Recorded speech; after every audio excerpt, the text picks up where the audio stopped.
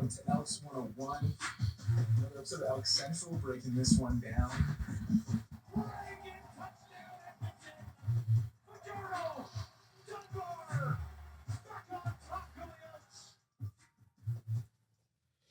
Okay, welcome in ElksCentral. I think my voice just cracked a little bit there. That's fine though. We'll get past it. ElksCentral, November 7th. Declan, Eddie, Rick, and joined today by a very special guest, member of the WE alumni, CFL All-Star, Grey Cup champion, top 5 pick, and former Eddie Steele teammate Justin Sorensen joining us here today. Justin, man, appreciate it. How are you? Good. Thanks for having me. I gotta say, I'm watching this one on YouTube. I have never looked so undersized compared to two people in my life. Because I was looking up, pros over here. We do our research. I was looking up your dimensions. So you played at 6'8", 350? Is that what it was? I don't think I played at 350 very often. Maybe the Grey Cup.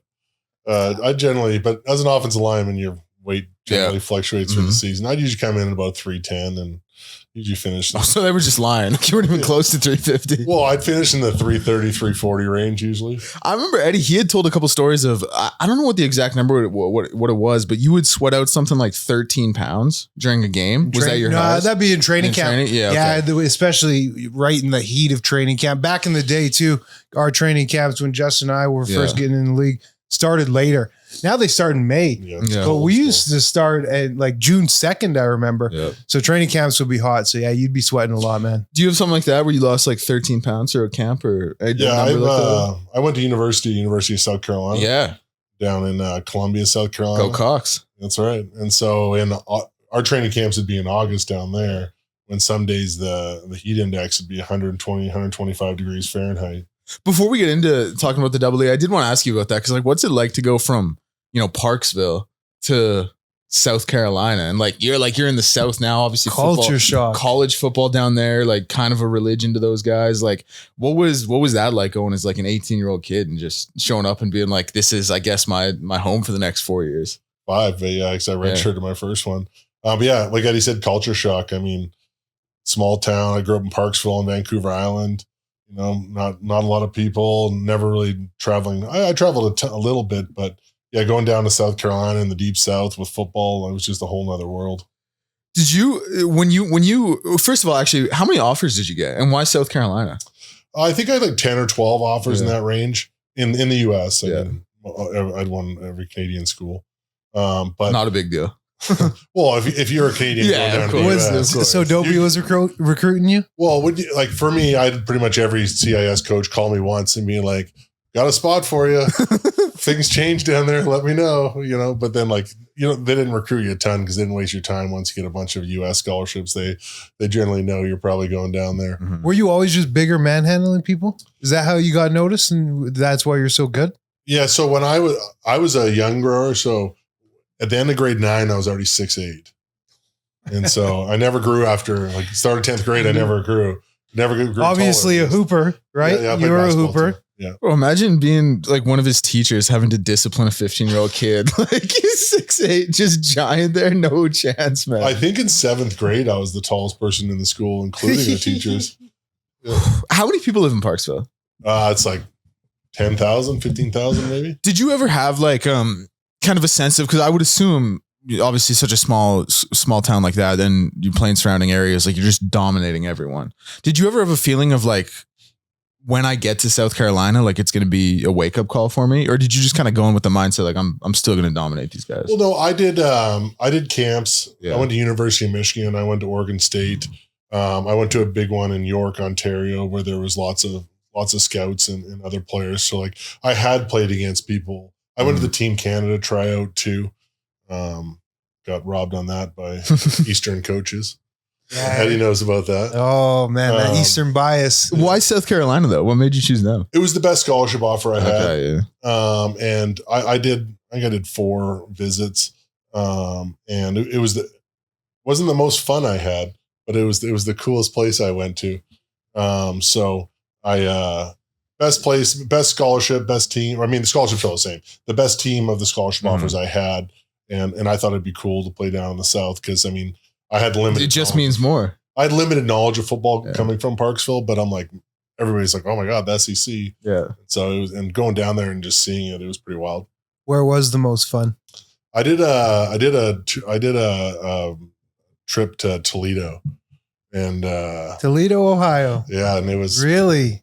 It was a good time. Yeah. Good time. Stay where it was. Didn't sleep for 2 days. Leave it in Toledo. Yeah. I feel you. Do you have any stories you can reveal about those recruiting trips? Because you hear stories now. And by the way, full disclosure, this is locker room. I mean, the whole world will know, but this is locker room. Safe place. We're a safe place. Yeah. We're a safe place. I mean, I was on both ends of it because obviously I did some recruiting trips, and then when I was at South Carolina, I hosted a lot.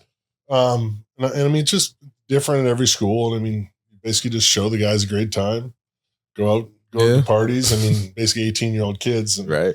You get a feeling for them pretty quickly. And if they're people who like to drink and party, or if they're straight-laced guys. And so you just try and show them a good time and try not to let things get too out of hand. So what was the biggest culture shock? Like going down there?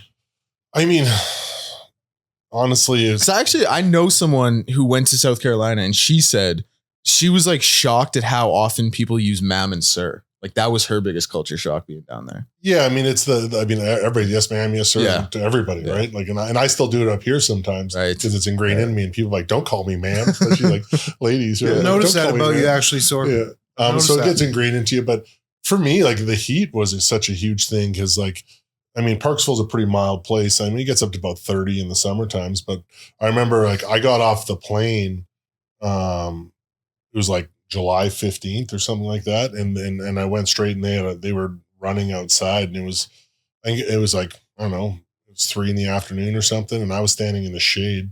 It was like 1:15, and I was just drenched standing in the shade, let alone being in the sun. Uh-huh. And so then going into your first training camp like that, it's just, it's just such a change. And like, you really got to adapt to it and be mentally tough just to get through that. Because that's back in the days too, of 2 double days with pads, right? For 2 weeks, 3 weeks straight. We'll save those stories for later in the show here. Some double dipping on pads. Whoo. Did you ever in college walk around with 2 shirts? So what I would do, I wouldn't wear 2 shirts, but because I didn't get a car until like my halfway through my second year down there. I got a car, so I'd have to walk to class, especially like in summer school. And so what I would do is I would just carry an extra shirt with me in my bag, and then I would go into when I'd walk to class, and then go into like the bathroom and like stand beside the AC vent, get some paper towel, wipe myself down, switch my shirt, sweating, and then go into the next class. Yeah. Boy, I know those stories, man.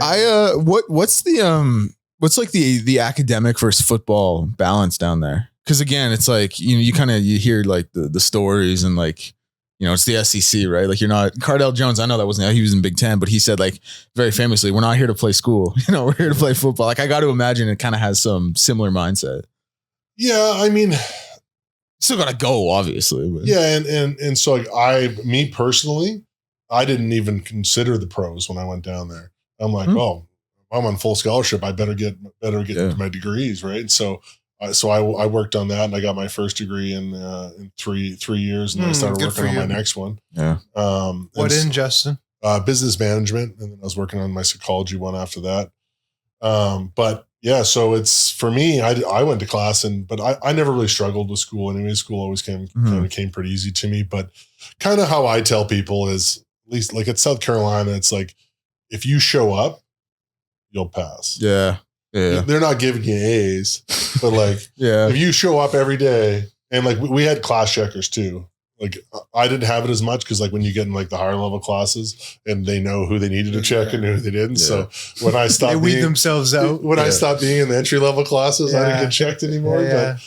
So like we'd have class checkers, and like you get punished if you miss class, and so that's kind of like how the teachers were. Like I never experienced that. I was always getting checked at U of M. Yeah, at U of M. Well, but part of it too was if your GPA was under a certain level, they made you do mandatory study hall. Yes, so I was well aware, Justin. And after I went straight A's my first semester, and so they're like, "Oh, you don't even have to come to study hall anymore." So I'm like, "Sweet." So I got out of that, but like I had buddies who were in study hall all 4 years they were there, right? So you had a full scholarship down there, hey? So what would like the financial comparison be? Because let's talk. Because I had a full scholarship to the University of Manitoba. On a year-over-year basis, I had everything but books paid for. So that's probably like $20K a year, $18K a year right in. That's what my tuition would have been. What's a full scholarship like? The value of that, like. I mean, back then, I think like if you were out of state, like you were paying like $25K a semester. American. So and that was at least upwards of $35K Canadian. And that was just for your courses. And then obviously we got our books paid for, Mm-hmm. we got our housing paid for, we got our food paid for. So yeah, I mean, probably looking at, I don't know, $150K a year American. Yeah, because it's the living that adds up. Oh yeah, that's the living. What's it like to go from playing like high school ball in Parksville to like being like in your first SEC at that time, first SEC West game, and like you got 100,000 in the crowd? Yeah, well, I remember because I redshirted my first year, but Lou Holtz was our coach. Yeah, yeah. And Lou Holtz always dressed the redshirt scholarship guys. Just the walk-ons he wouldn't dress, so especially for home games. So I remember our first game of the year was away in the road in Vandy, so I didn't go to that. But then that's a circle game. That was a circle game. And then our season opener game too was Georgia. Oof. And so like my first ever experience was home game versus Georgia. And so like you're standing in like the back of the tunnel because all the players and starters are in whatever out front. And then like you could just like feel the grass vibrating. Yeah. Because there's just 85,000 people just screaming at top of their lungs, right? And so you run out to that, and it's a wild experience. I just got a couple more about SC because I know people want to hear about the CFL, but like for you coming from Canada, did you understand like how much it means to some of these guys and how much it means to the boosters and how much it means to the families? Like I'm sure you would have learned it once you were there, but heading down were you just like, oh, this is gonna be fun. I'm gonna play football in South Carolina. It's gonna be awesome. Then you get there and you realize like, no, like this is serious. Like people are like, this means something down here. Yeah, I had no clue. Yeah. Because I mean, the only closest comparison in Canada would be hockey, I guess. Yeah. But even that, I mean, like as much as people love the Oilers here, I don't know if we had an 80,000 person stadium, if it'd be sold out every game for the Oilers, probably not. Right. Whereas like down there it is with a smaller population. Yep. And so like, it's literally like football is life. Like, you have down there in the South, man. It's like high school football Friday night. Yep. College football Saturday night. Church and NFL on Sunday. That's their life. As it should be. Am I right, bro? Then the last one I wanted to ask about SC. What do you make of Coach Beamer? He was there when I was there, actually. Yeah. He was the linebacker coach when I was down there because he was with Spur. And I mean, I like Beamer. Yeah. I think that, he's a great player coach. He knows how to get the guys going. I just think he makes some terrible decisions on his coordinators. Yep. The reason I'm so curious to talk about it is because I'm a huge college football guy, and I had SC. I had them ranked in my top 10 preseason. I didn't think they would finish there just because they had such a gauntlet of a schedule. Like their last four, like what was it? It was Ole Miss, Bama, LSU, and they're not playing great. Oklahoma. I think then Kentucky, which was circle game. And before that, Vandy, who somehow is a top 15 team this year. So just a gauntlet of a schedule. But I really like Lenoris. I thought he could have been a Heisman candidate at the beginning of the season. Dylan Stewart playing that edge position. Like they got some real talent there. So I was high on SC. Their offense line is terrible. Yeah. It must just kill you watching that. Yeah. And I mean, it's hard to tell too scheme wise, like they're maybe not doing them any favors, but you also see their line is getting beat clean half the time too. And so like, as athletic of a freak as Sellers is, they're not moving the pocket. They're not doing anything to help him out or help the O-line out. And so like, that Shula, there's a lot of people calling for his head, and it's good to see. I think they said that Fury will be doing the play calling moving forward here. So but I saw Lincoln Riley actually might be. Someone said this morning that he might be the OC next year, that they might have been hired. So. If USC gets rid of him? Yeah. Interesting. Yeah, because Lincoln Riley, I like Lincoln Riley a lot. Did a great job at Oklahoma with Caleb, but it has not worked out in USC. And he's the fourth highest paid college football coach right now. Like he's making 11 like something like that. Like it's, I don't know. But okay, moving on.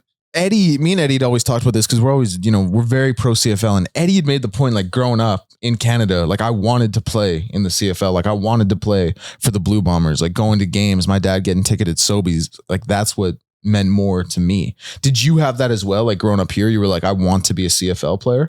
Not as much, but because I grew up on the island, a little more like I couldn't go to BC Lions game every weekend. Right? Like Eddie kind of grew up in Winnipeg. He'd go to a Bombers game because it's right there, right? But I definitely went to some games growing up, and like and I thought it was cool. Like I played in BC Place in the championships for BC high school football, like my grade 10 to 12. So got to experience, going in their locker room and stuff. And even actually like when I went to the Team Canada tryout, I met Machocha somehow. Mm-hmm. And then, so like even like my grade 12 year, when Edmonton was playing in BC, Machocha invited me out to a game with tickets and stuff. And so I definitely got an experience of it. And I was more than happy to come back and play in the CFL. That's for sure. So did you have an agent coming out of college? Like through the draft process, did you go to the CFL Combine? What was the steps for you to get drafted? Because where were you drafted again? 5th overall and that's what I thought. Yeah. I was part of the I know you had that on deck. I didn't have it on deck. I didn't. Yeah. I was part of the old process with NCAA where you get drafted in your 4th year. So I actually went back and played another year. Okay. Because I played because I redshirted, so I was down there for 5 years. So I actually got drafted in 08, 5th overall, but didn't come up and play until 09. That's what I thought. Yeah. Because the way our career timeline works out, because I was drafted in 10, but you had that extra year on me. Yeah. Instead of the 2 years. Because back then I'm like, I don't know. I'm like, I was freaking having a great time down in college. And I'm like, I could come up and play in the CFL, or I could just play another year and see what happens. Mm-hmm. And so that's kind of what I did. And I don't regret it. My senior year was awesome. So. Who was your agent throughout the pro career? Did you have? I had a couple. I started with Mark Moran. Yeah. And then I went to Fleiser. Yeah. I started with Darren Gill. We tried to get everybody. He'd get all the college kids. He'd nab everybody. He'd have like 100 clients, but they're all making minimum wage. You know what I mean? Mm-hmm. And then I was at a golf tournament and met that Mark Moran, and he really tried to like schmooze me up, and he got me all liquored up and stuff like that, and tried to get me to become his client because he knew I was probably going to get paid. And then ended up getting paid under Tim Fleiser. Yeah, so he got us paid. Mm-hmm. Fleiser got the boys paid. So, like, did you want to be a professional football player?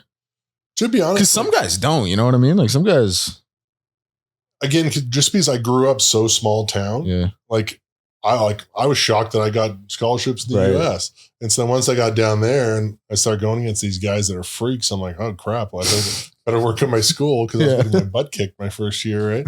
And then kind of like towards the end of my college career, I'm like, oh, maybe I will have a chance to go play in the pros. But like, it never really crossed my mind, or I didn't really think that was like attainable or reachable. And then like, it's kind of like stuff kept happening and being positive. And I'm like, okay, sweet. I guess I'm going to go play. And then even like and then once I got in the CFL, my first year in BC, I started a bunch of games at different positions. And then I'm like, well, maybe I will have a decent career.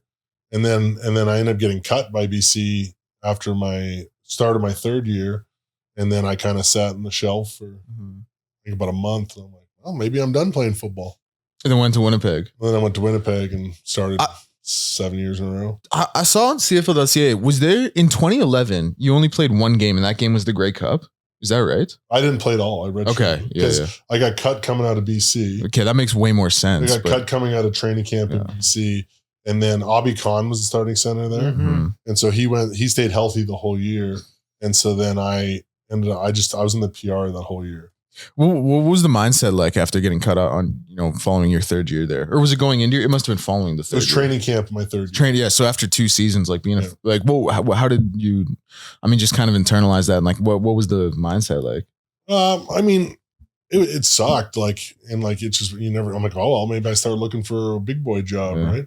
And so, but I'm like, oh, let's see what happens. And so like, I stayed in shape and I just played flag football for that month that I was off. And I'm like, and then Winnipeg called me, wanted me to come out, and they gave me more than they gave. Like I got more than the normal practice roster guy. Mm-hmm. So, and they paid for my housing and stuff. So nice. So it made sense for me to, that helps. Like I wasn't completely broke. But yeah, so then I ended up starting the next season and started 7 seasons in a row, whatever it was. Yeah, became an all-star champion. Yeah. So what was it like coming to Edmonton then? Well, Edmonton was, in 13, Edmonton and Winnipeg were the 2 worst teams in the league. Mm-hmm. And we actually played a game late in the season. remember we were, Winnipeg was up. You were in Edmonton then, right? 13? 13. And then remember you guys threw like a deep ball and it went off like Washington, the DB's hands right into Fred Stamps. Yeah, number 7, Washington. Yeah. And then so you guys won like last second because he dropped that pick. I do remember. And that's what made you guys have like one more win than us that year. So yeah, we had 5 that year. We had 4, I think. Yeah. But when I went down to college, my whole family moved out to Red Deer to work in oil. And so then when I was in Winnipeg, after that year, Edmonton and Winnipeg offered me probably about the same contract. But that's when Ed Hervey came in here. Yeah. And he's like, well, the first thing I'm going to do is throw out the whole line and bring pretty much all new guys. Hervey likes the trenches, doesn't he? Yeah, loves the trenches. Hates the position he played. He's like a self-hating cop or something. Yeah, exactly. And so the opportunity to come to Edmonton and be closer to my family was a huge draw. And I had a couple of conversations with Hervey, and I really liked what he was saying. And so coming here, so I came here, and then we had good years. And all 5 of my years here were winning seasons. So similarly, like staying in Edmonton after retirement, like was it the family angle? Was it you just love the community? Was it like being here for the 5 seasons? You're like, this is the place I want to stake my claim and build a life. Like, why Edmonton as opposed to? I think a combination of everything you just said, to be honest. I met my wife here, 15. Her whole family's here. My whole family's here. So didn't really make sense for me to move anyways. But also too, like playing in the city and the culture and like all the connections you make, like a lot of guys take that for advantage. But I mean, being in Edmonton, especially when you're on a Grey Cup winning team, the city loves those guys. And like, I tell people this all the time, if you look in the alumni room, it's all guys from Grey Cup teams. Yeah. It's real. And like from our Grey Cup team, I think there's like 15 of us. Yeah. 16 Seriously. of us in town. Yep. Whereas like you look at a losing year team, like go like just say like 2010.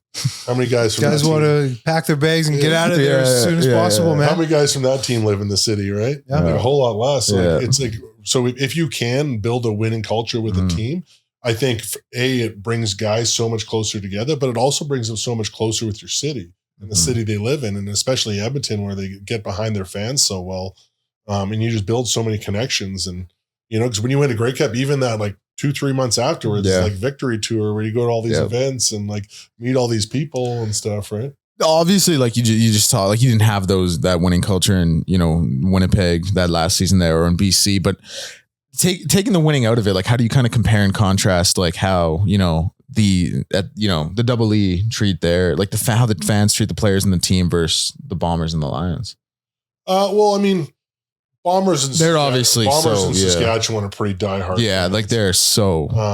But that's all they have. That's SEC football. That's Canada's version of the SEC. Yeah, well, especially Saskatchewan. Yeah, because I mean, Winnipeg, at least they have the Jets back again, right? But like Saskatchewan, that's all they have. They don't have anything else. Like same thing in South Carolina. There's no pro team, right? It's just the Gamecocks and Clemson, and maybe Coastal Carolina and Citadel, but a bunch of smaller schools. But yeah, so it's all they have. Whereas in Edmonton. Like I feel like the football team is definitely second fiddle to the Oilers. I mean, everybody loves the Oilers, right? And it's a big population here, but there's a lot of culture here too. Like the City of Champions and all like all the Grey Cups Edmonton has won. So there's definitely is that culture and that background, and there is a lot of support still for the team, even with a lot of the ups and downs they've had in the last 5-6 years here. So Jay, you mentioned the Grey Cup, and obviously that's the pinnacle, right? That's what we play for. That's what staples us to a community. Outside of the Grey Cup, in your tenure here with the Double E, talk us through a couple of your more memorable moments and maybe even some of your favorite teammates you might have played with over the years. Maybe even guys that you hated, some dicks, because we played with some dicks. Yeah. I'll let you name them. Yeah. Well, there's a whole bunch of questions in that one. Oh yeah. I don't know. Like, I think that one of the coolest experiences for me is some of the guys we played with were still so close with. Like for me, Andrew Jones and Matt O'Donnell, Andrew and I were roommates in 15. Matt was over at our house every day. You were over quite often as well. We hung out. We did everything together. And then like we met our wives within a month of each other. All of us have kids. Yours are a little bit older than ours, but Matt and Andrew and I, all of our kids are within 2 years of each other. We both have 2. We literally hang out every weekend. And like you guys' families are close, man. Yeah. It's like, we've really like our families are like best friends, wives are brotherhood. Friends. Yeah. And so that's probably the coolest thing that I think that came out of being a part of that organization and team. It's just, it's build friends for life. Right. And so that's a really cool experience that I had. Do you guys remember what your first impressions of each other were? Well, we're opposing, right? So I think that I vaguely do.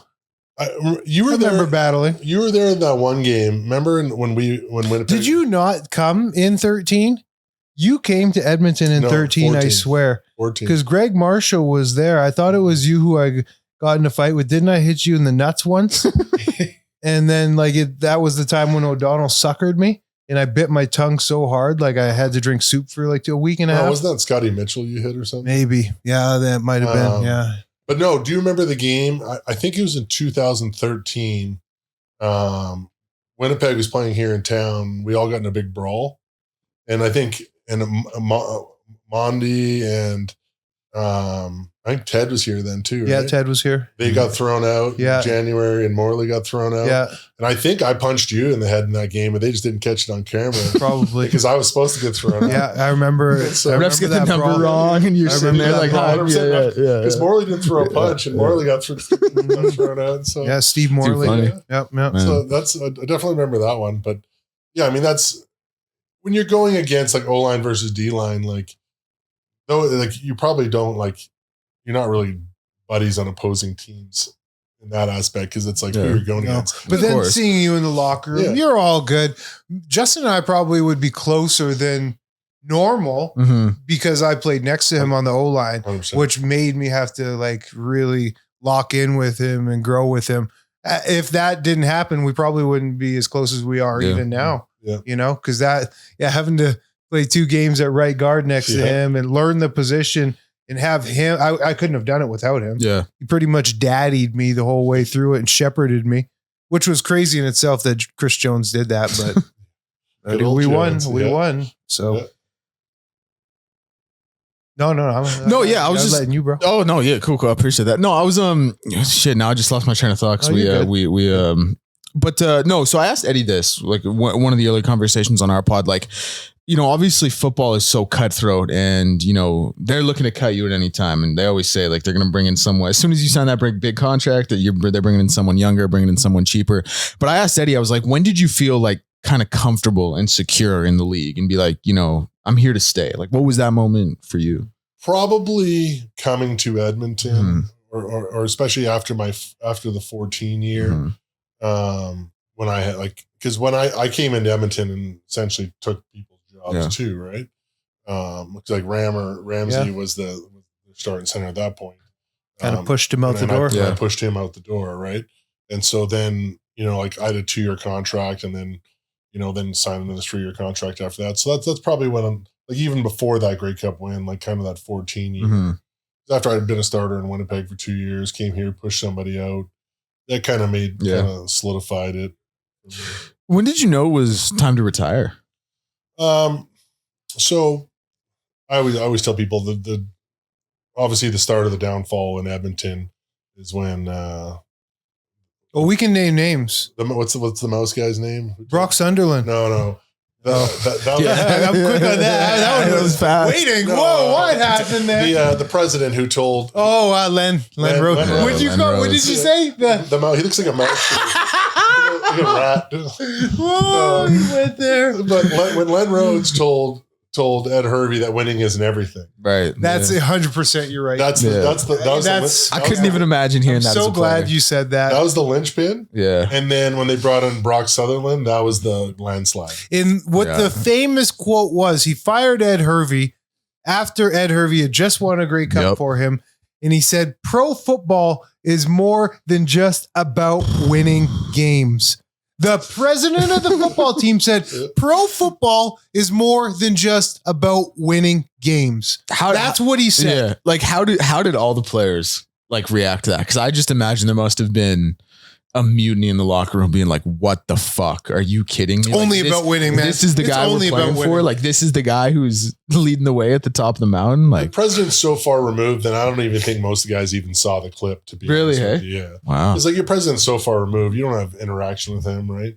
Because I mean, it's like he's not like even the GM. You barely have reaction with the guy above him. Yeah, the president's all business. It's all business, but it was a clip in the news. Yeah, like it went famous. Yeah, and then Brock Sutherland was like the landslide, and so my career kind of ended because of him. But as we're pointing fingers, we can't forget this anonymous board who hired and fired many people over the years. The anonymous board is at play in this too, Jay. Yeah, I mean, I don't fault them as much as some other guys do. I think they did the best what they could in their situation. At the end of the day, they were brought on too. And a lot of them didn't have football experience. So a gracious answer. Yeah. I think they did the best they could with the knowledge that they had. Because at the end of the day, I mean, I think that they did that. They weren't really getting paid for that role either. It was something they did. It's touche. A lot of big business guys and women in the city that took on that role and did the best they could with their abilities, I think. But you can also acknowledge it was poor. Oh yeah, the best of their abilities was not good enough. Yeah, they made some decisions that probably weren't the right ones. Absolutely. Just look at, and we don't need to dig into this too much, but you just look at over the years, any other CFL franchise, they went through 3 or 4 presidents, same amount, if not more, GMs and head coaches in a 5-year span or 6-year span. So much turnover, and they're the ones who are making the shots. They were calling the shots. Yep. So, but we can leave it there. Yep. So, like, did you have a plan for after football? I didn't. Because I know, like, Eddie, again, like, very family, like, he's always talked about, like, setting himself up for life after football and, like, knowing that he wanted to have that contingency plan there. But, like, I got to imagine a lot of guys, like, because a lot of guys, it's not really their choice to retire, right? Totally, so, I mean, what was that like? What was that? I had a buddy at the time who worked in commercial real estate. And so when I was kind of debating because it kind of came down to when Eskimos didn't renew my contract, I was like, did I want to go play somewhere else? And the answer ended up being no. And so then I had a buddy in commercial real estate, like, come join my team. So I did that. I did that for 5 years, and now I've moved into oil and gas now.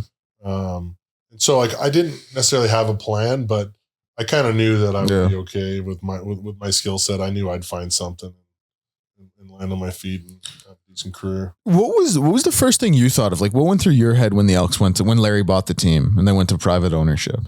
I thought it was great for the team because I mean, as Eddie has discussed with the board, kind of I think too many heads with too many egos and going too many different ways, and so it was nice to have somebody like Larry, who was a diehard Eskimo fan, who cared about the Eskimos and always had, right, and so.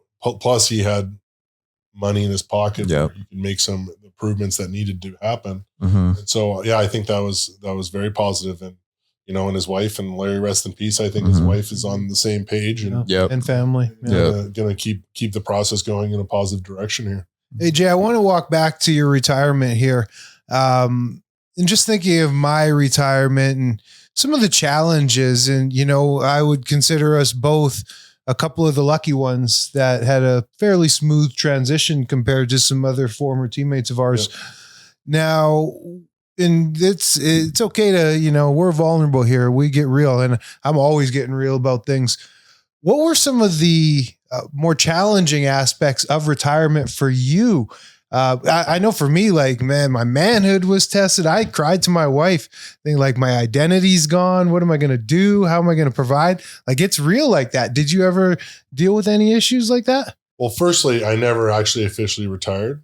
Neither did I. I never signed the papers. Because the only reason I didn't is I was going to, and then they changed the name, and I'm like, there's no way I'm retiring an elk, so I'll just won't sign those papers forever. Should we ever go back, then I'll sign the retirement. So we're still free agents, bro. But should they go back? If they do, I'll sign retirement papers then. Yeah. Really? Hey? Yeah, but I'm not retiring under that name. No, thank you. Huh. Yeah, I feel you. We identify as Eskimos. Back to your once an Eskimo, always an Eskimo. That's what it says on our Grey Cup ring. Yeah, literally. But back to your question. There was some hard times, definitely, and I think that my wife and I had set ourselves up in at least a financial position that we had some time for me to get a job going in the right direction. And so I don't think I struggled as hard as most guys do, or some guys do. I think my transition was pretty smooth because I pretty much went straight. I mean, we ended the season in November and I was working in February. So, and because I had that kind of job to go into, I don't think I struggled as much as some guys do.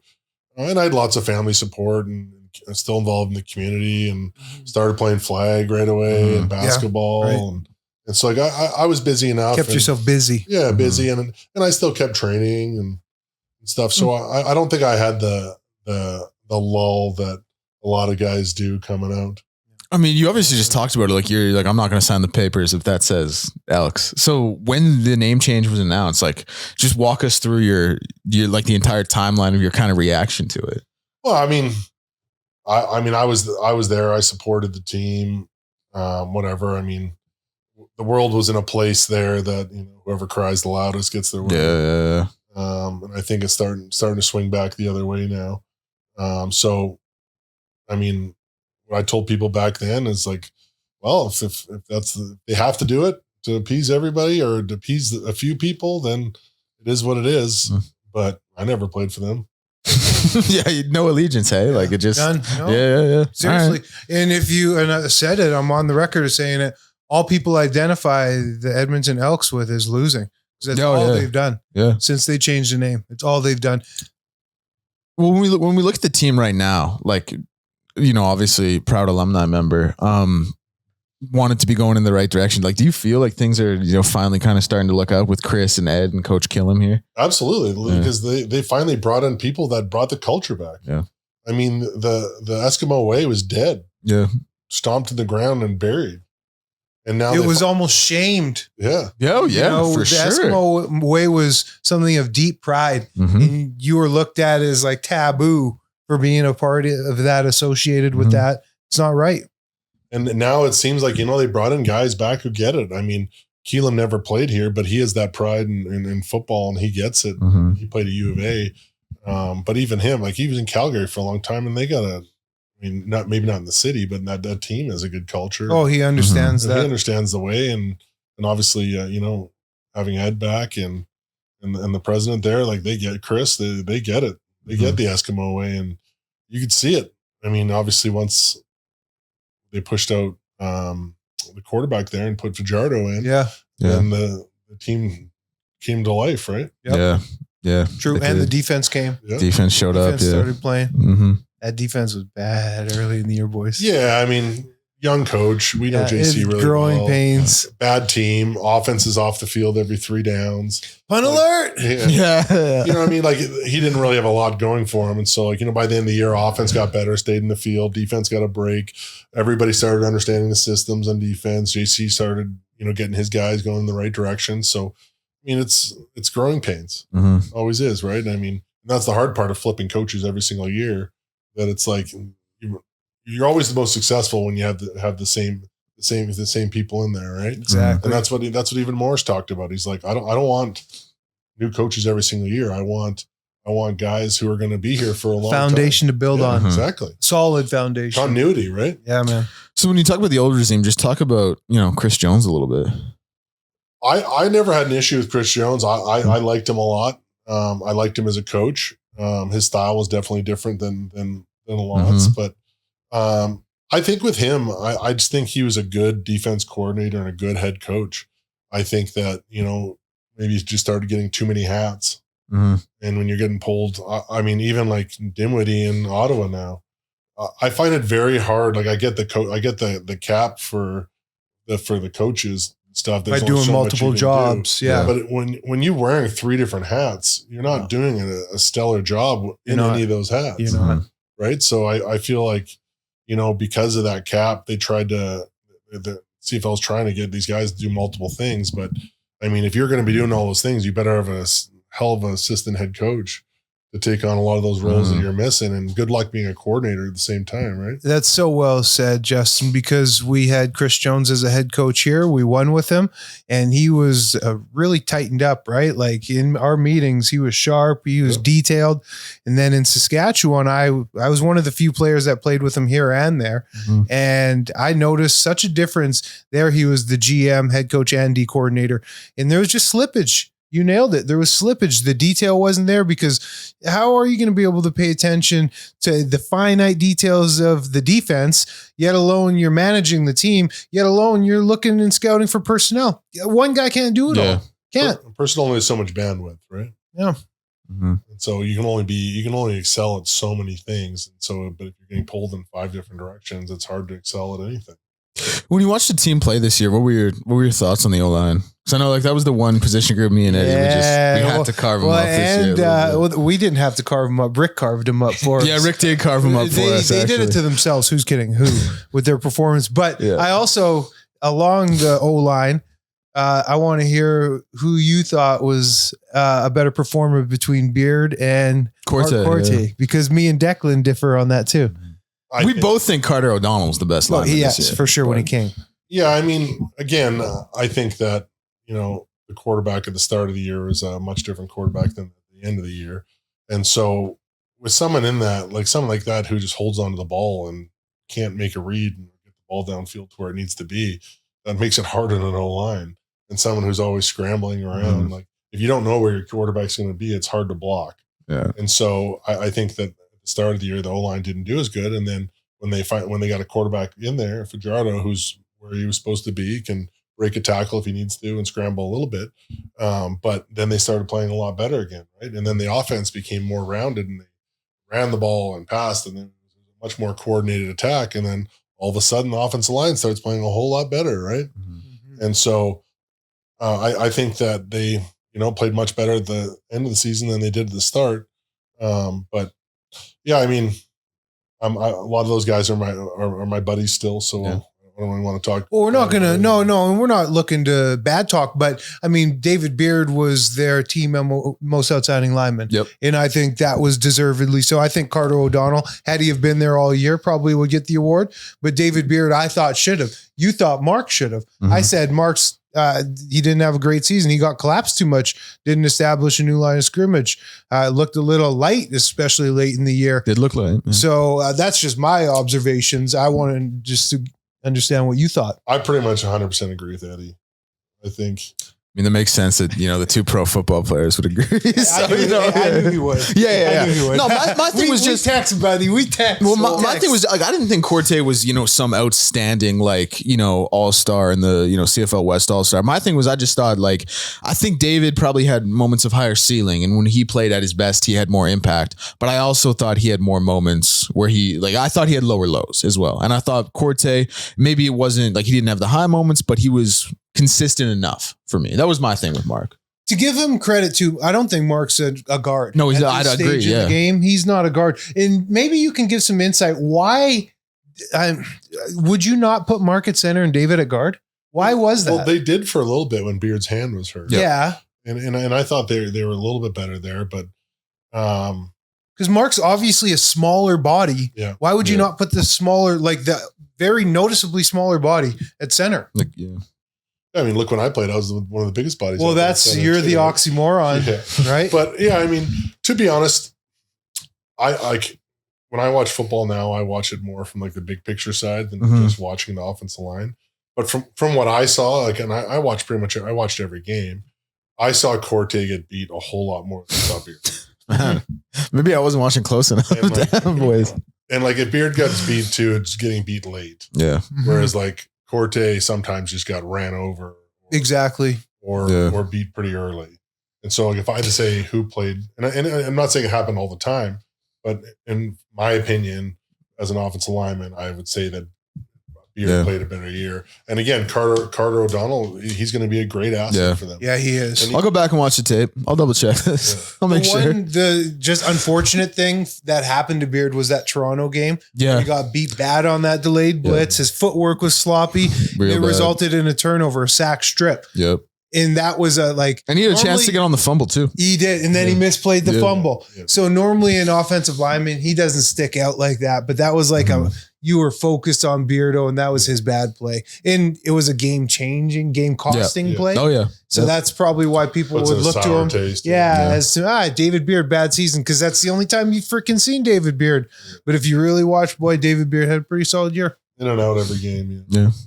I mean, Corte had a good year too. He didn't play bad. It's just I mean, like if you ask me the difference between the two, I thought that Corte got beat more than Beard did. I also think another part of it is like comparing though, because I thought those were the two best offensive linemen this year for sure, outside of Carter when he got there. But like comparing those two to like the left tackle was a little disappointing this year. Martez, I agree. I agree too. Last year, he did. This year, he didn't come out with. He didn't just take a step back this past year. He took a couple. No, he did. He did. And then the right side, like, well, all respect to Brett and to Gregor, all respect to those guys, but it didn't. Yeah. That right side was Swiss cheese. Yeah. That was tough, man. That was tough. That right side, that one Sask game where they were just getting abused. Cody's first start. Abused on how many sacks did they give up? 8? I think it was 8 or 9 that game. Yeah. Including 2 on the last drive. When Edmonton like feasibly had a chance to move the ball down the field and win the game, but what are you going to do? When you look at like the future of the double E right now, like what do you look for and how much kind of, I don't know if hope is the word you want to use, but how much optimism and just like, I guess, what do you look for the team moving forward? Well, I mean, I've always loved Ed Hervey and his philosophy. And I mean, how can you not be excited? They have a great interior O-line, their O-line, 3 good Canadians in there. Local guys who they can just build on and add behind. They have a decent D line. They have 4 linebackers you're going to be able to choose from. Who are all we've been talking about that a lot. Yeah, I know Ed Hervey's not high in linebackers. He thinks they're a dime a dozen, but. It's so funny because at the post season media veil, like Ed has given like the most GM answers ever. Like, we're going to evaluate everything. He's like, he's great in the locker room about every play, every question is the political answer. Like, I love Ed, but it's, Chat GPT could have wrote it. You know what I mean? Yeah. But then I get to asking him about Niles and he's like, linebackers are replaceable. Like, that was the one thing he finally opened up about, And it's funny because he takes it personally sometimes. Yeah. Because he said that superstar comment after negotiation with Gino Lewis, right? Yeah. That was like right in the heart of it. And that was directed at Gino. Oh, yeah. And I guarantee Niles' agent was trying to get re-up with Ed, try and get money. And it got personal. And so of course he takes it there. No. He's shown it before. Oh, man. I love it. I like Justin, I respect Ed too in the business. Despite being cut by him, I still respect it. But even the turnaround from this year with just 1 year with those guys, I mean, it's got to be exciting for people because, like, we started the year from not even being able to sniff the playoffs to this year, like we were darn close. I mean, those 2 walk-off field goals, the drop touchdown by Hamilton in our there's 3 right there. There's 3 right there, and that's just the back half of the year. You put Fajardo in for the first half of the year. You sneak another 2-3 wins out there, right? Like, seriously, then you finished first in the West. Yeah, it's crazy. Those 3 right there, though, the drop pass and the 2 field goals that they tricked off. Those were 3 games that you can say not coulda, shoulda. They should have had that. Those are wins in the win column. Yeah. That's those 10 right there. That puts them at 10. 10-8. Yeah, it's a 10-8 team. They might be playing this weekend. You know what I mean? So I mean, like, there's got to be excitement because now he gets to go and get rid of some guys he doesn't like and bring in more guys he does like, right? So he gets another offseason to build guys and. So, I mean, I think there's only optimism. You got to think they're at worst case in the playoffs. Oh yeah, for sure. So for sure. How is that not a positive for the team? Just a couple more, I guess, before we get out of here. But back to, do you have any like crazy locker room stories from back in the day here in Edmonton? We weren't wild in the locker room.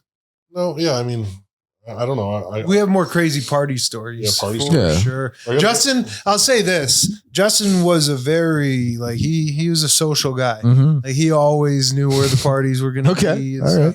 There was 2 kinds of guys in the locker room. There was the white guys and the black guys. For sure. And the brothers, they were always at the club and stuff, where Justin would be at like the Centrals, the Pint, the Hudsons, and he would know all the managers there.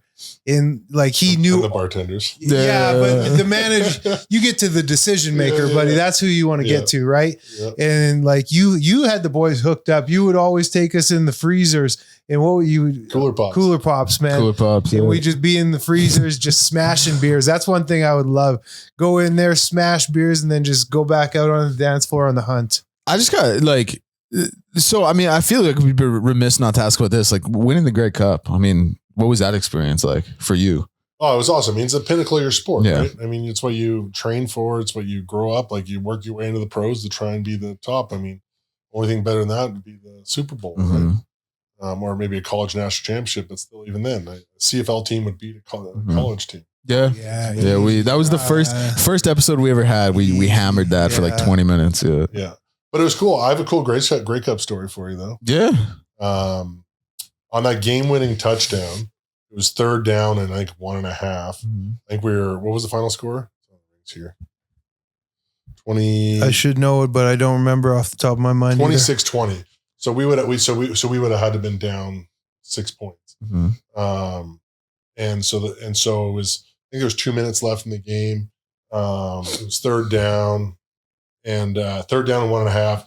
James Lynch, our 3rd string quarterback, comes in, and McAdoo, our offense coordinator, he always liked to get cute and dumb things. And so me and O'Donnell, everybody knows O'Donnell's 6'11", 340 pounds at the same time too.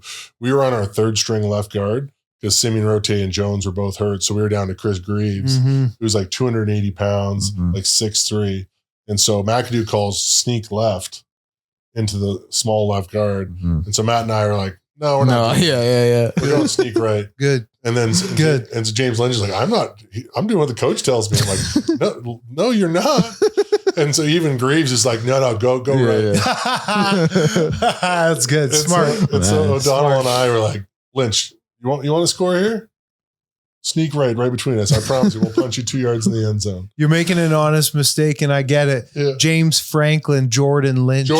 You were saying James Lynch. Sorry, Jordan Lynch. No, but it's the mix-up of the two, so that's a real thing. No, you were just out here bullshitting. And so it was Jordan Lynch. And so he's like, all right, it's on you guys. If we lose, if we don't get this, we're like, we'll take that. It's like we punched him like 2 yards in the end zone. And the coaches never even didn't say anything. Nobody ever said a word about it. That Grey Cup, we were sweating. We got down 13-0 quick. Like first two drives of the game, man. 13-0. Henry Burris came out slinging. I didn't get on the field because remember they got the ball, drove and scored, kicked off, and we fumbled the kick return. And then they got the ball again. And so I didn't get on the field again.